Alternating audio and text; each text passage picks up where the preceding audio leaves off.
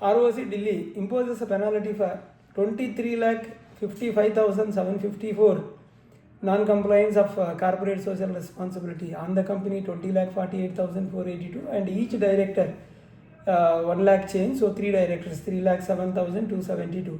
So the total penalty for CSR default non-compliance is 23,55,754.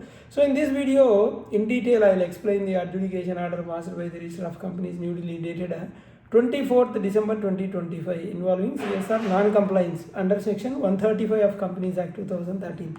So this case is extremely important. The reason is CSR amount was ultimately paid. CSR is paid by the company and the heavy penalty was imposed. Directors were personally penalized. And there is another interesting is there are 2 directors, they escaped from the liability. The reason is they resigned from the directorship before the due date. So this order is a perfect practical lesson how CSR works after 2021 amendment. We'll see the company here is FS India Devco Private Limited. This is ROC Delhi and the financial year the default is 2022-23. CSR applicability, yes, it's as per section 135 subsection 1 CSR applicability is there. Company itself voluntarily filed form GNL1 suo motu seeking adjudication for CSR default.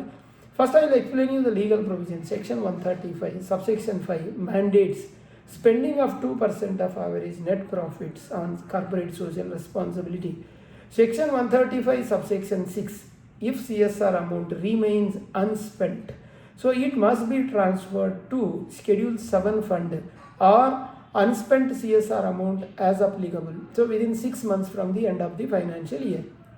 Section 135 subsection 7 it says penalty section. So the company fails to comply.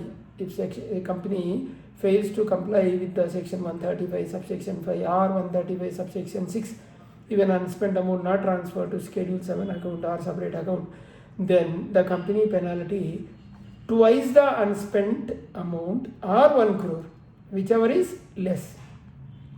And officer in default 1/10 of unspent amount or 2 lakh, whichever is less.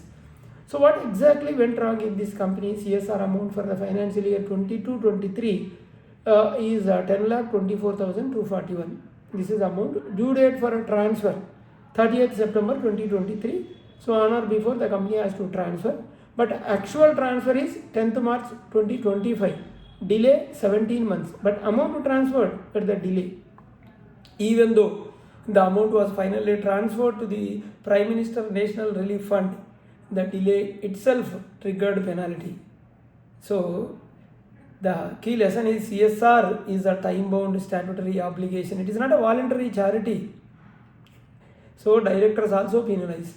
3 directors penalized and each imposed a penalty of 1,02,424 and other 2 directors not penalized. The reason is they ceased to be a directors before 30th September 2023. So here is the interesting, the due date for CSR transfer, before that they resigned. So ROC accepted their argument.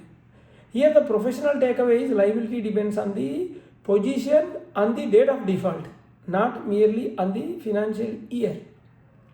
So penalty breakup on the company 20,48,482 because twice the amount, and even though they transferred, so director 1,02,424 each, so 3 directors, and here is the payment has to be done within 90 days and directors are personally liable from their personal account they have to transfer, they are personally liable.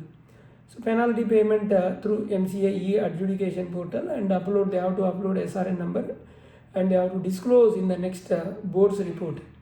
Failure to pay the penalty, again section 454 subsection 8 consequences. If they wish to appeal, yes, within 60 days they can go to RD. Hope you are clear about section 135 and the non-compliance and what is the effect.